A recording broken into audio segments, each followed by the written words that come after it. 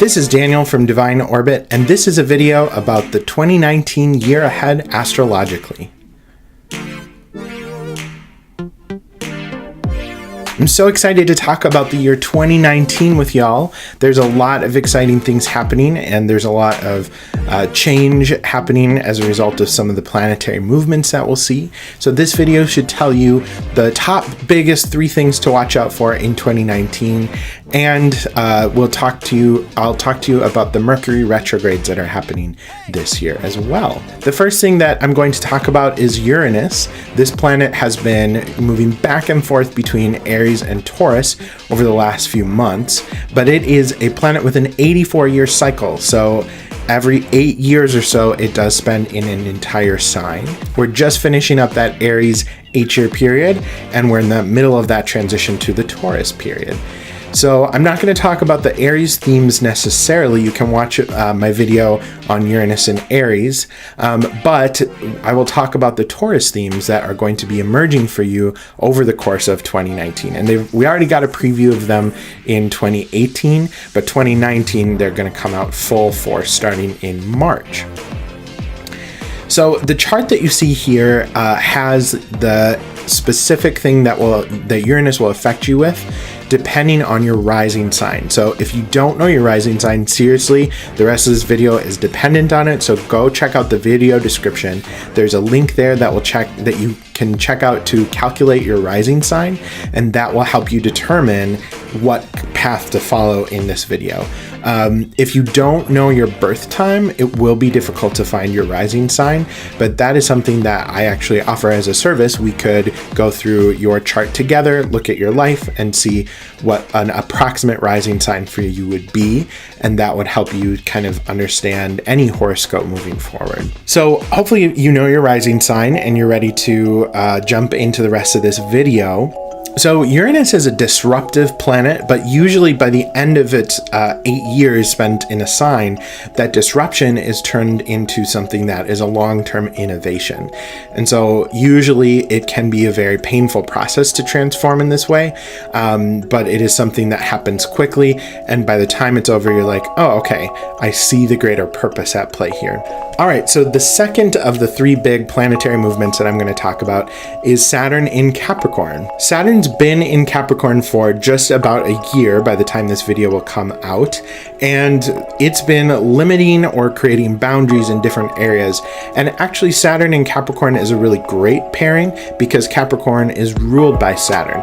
So sometimes Saturn really has harsh boundaries or really can feel like a drag on us, but Capricorn's more about one day at a time. Change your habits, change your skills, change things that are happening, and eventually you'll see big change. And so it will continue to be in Capricorn through 2020. So this is kind of the mid phase of Saturn in Capricorn. And there are some challenges for it, but it overall is going to have some good significations for a lot of people. First thing to note about 2019 is January is chock full of Saturn. That is actually a time when it's going to be at its busiest. So this is important to keep in mind as you're thinking about the limitations you encounter. Know that it's not going to be that way forever, but there are certain things that are shifting and moving around in January pretty consistently throughout the month. April 29th is going to be a big shift for Saturn because that is when it's going into its retrograde. So it's going to be going back and revisiting some of the things that it did starting in January through April. And one of those things is actually meeting up with the South Node. The South Node is a point in the moon's orbit that intersects with the sun. So the nodes are related to lunar and solar eclipses, and the South Node specifically is related to decreasing things or things that are coming from the past, depending on your interpretation. So Saturn, a planet that's already about limitations and boundaries, meeting the South Node creates a really, really tight space within which you are trying to work and not really finding much room for freedom sideways. So really, this is going to be experienced as a big roadblock that you need to completely figure out another path around or choose a different path completely. And it's Saturn in Capricorn, so it's going to hopefully be something that leads you to a bigger, better future, and not just like a nope, door closed, regrets for the rest of your life. It's not going to be like that. It will be something kind of like that Uranus that's going to be able to refocus your efforts into a different area and not lose any momentum that you've been gaining throughout the course of this past year. So again, we get that first meeting with Saturn in the South Node in April. We get the second one on the 4th of July, and we get the third one on the end of September. And so these three will kind of be related, but that last one will really be the strongest and kind of really experience that big shift for Saturn in Capricorn. And that's going to really have reaching implications for the rest of Saturn's time in Capricorn through 2020. So it'll take about that whole middle of the year to play out, and then we'll come out on the other side with a completely different terrain for your Saturn and Capricorn goals. Last big planet that I'm going to talk about, Jupiter in Sagittarius, one of my favorite planets. If you haven't checked out my Jupiter in Sagittarius journal, it is an astrological journal. I've got it right here. That you can buy and download, and this will help you dive even deeper into what this planet is bringing you this year. Because Jupiter is going to be in Sagittarius basically the whole year through December 2nd. And this is affecting you in an area of your life that you're really bringing to the next level. Jupiter's bringing you opportunities to grow and expand in a certain direction, and that is exactly what you're going to be doing this year. In terms of the timeline of how these themes are going to play out, we see two big things that are happening before Jupiter wraps up in Sagittarius. The first being kind of a pervasive square, challenging aspect with the planet Neptune.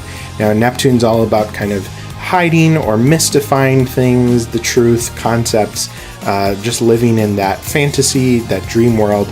And Jupiter comes in and is like, nope, what's the truth? We've got to continue to push those boundaries until we can break through that and really understand deeply what's going on here.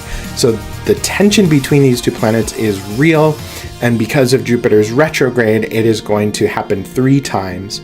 So the first time will be in January, the second time in June, and the third one will be in September, kind of close to that Saturn-September thing. So who knows how those two things are going to come together. Each time we get one of those challenging aspects between these two planets, we'll see that tension between truth, reality, what's being hidden from us, and this is going to be a massive theme the rest of this year. And I know what you're thinking, didn't we just experience a bunch of that? Fake news, the truth coming out, basically the truth coming out about what they did that was really bad. And with this Jupiter-Neptune thing, it's going to continue that, but in a very different lens. It's going to be more of a conscious effort, a group consciousness versus at the individual level. And it's not going to be like things that are coming out that were like past traumas, but it's going to be things that are coming out that are like, oh wow, we've all been really fooling ourselves. This isn't the way things are. This is how things are. And so it's going to be kind of a group leveling up each of those times. So we'll really see what that's all about in January, and then the resolution of that tension won't come until we see that last one in September. And then the other thing that's happening with Jupiter, of course, is its annual retrograde, and that's going to happen in the middle of the year. And so we'll see our themes a little bit backtrack, revisit, but then by the end of that retrograde in August, we should be seeing some movement and wrapping up for that last part of the year. Last thing I want to talk about is the Mercury retrogrades for the year. Mercury goes retrograde at least 3 times a year, and each time it does, it causes us to pause a little bit, reflect on the information we're seeing or the communication that we're doing. Sometimes we have to fix things or redo them. Sometimes we're not able to fix them or redo them. That would be a particularly bad Mercury retrograde, but they're not as scary as people make them out to be, and they're pretty common. They happen 3 times a year because Mercury is the closest planet to the sun, so it's whipping around that sun pretty fast. Basically, this year Mercury is going to be retrograde in all of the water signs of the zodiac, and will be a little bit in Leo as well. And so the way that Mercury experiences those is that the first one in Pisces is going to be very active. It's going to be making aspects with a lot of different planets, and since it's going back and forth in Pisces, it's going to make them not once, not twice, but thrice. And we really see a lot of activity, especially over the months of February, March, and April. So that retrograde happens in March, but we see the before and after really impacted as well. And if you look at the chart for the signs, I'll show the rest of the 12 signs in a minute. You can see that first column with March shows the emoji that represents the area that's going to be affected by you. So that's your Pisces emoji, depending on your rising sign. And you can check out in the video description more information about what these emoji represent and how you can use them to interpret the area of your life that Mercury is going to affect. The second Mercury retrograde in July happens with Leo and Cancer, Cancer being the water sign there. And because it's right at the boundary of Leo and Cancer, it's going to be hitting them both. This one, the only aspect that Mercury makes is a direct alignment with Mars 3 times. And so that's pretty big. That's pretty impactful, and will be the focus of that July retrograde. So that one's going to be maybe the one that's going to be experienced the most rough by everyone, even though individuals will experience that March retrograde to greater or lesser extents. Everyone's going to experience it, but it's not going to be horrible for everybody. In fact, some of it might be good. And then finally, we get the Scorpio retrograde in October, and that is one that is pretty mild. Mercury is fine in Scorpio. It doesn't really aspect planets that are that active or that limiting, and so it's going to be pretty, it's going to be like the normal retrograde that we'll experience this year. Water signs are all about emotion, so we're really going to feel these Mercury retrogrades, even if they don't actually have lasting impacts or consequences to change things. So it's very temporary, but that doesn't mean that it doesn't impact you in that moment. So if you are Aries, Taurus, Gemini, or Cancer, you can check out these emojis below, and I will go through the rest of them next. If you need to pause the video, please do. We've got the emoji for Leo, Virgo, Libra, and Scorpio here, so you can check out the chart to see which month's retrograde will affect different areas of your life.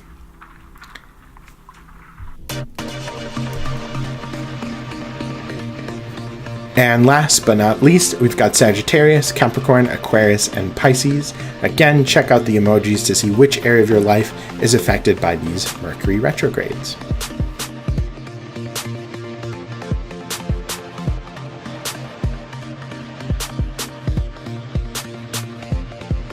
For the last part of this video, I'm going to let these images play through so you can kind of skip ahead for different rising signs. But this is basically just a summary of what's in store for 2019.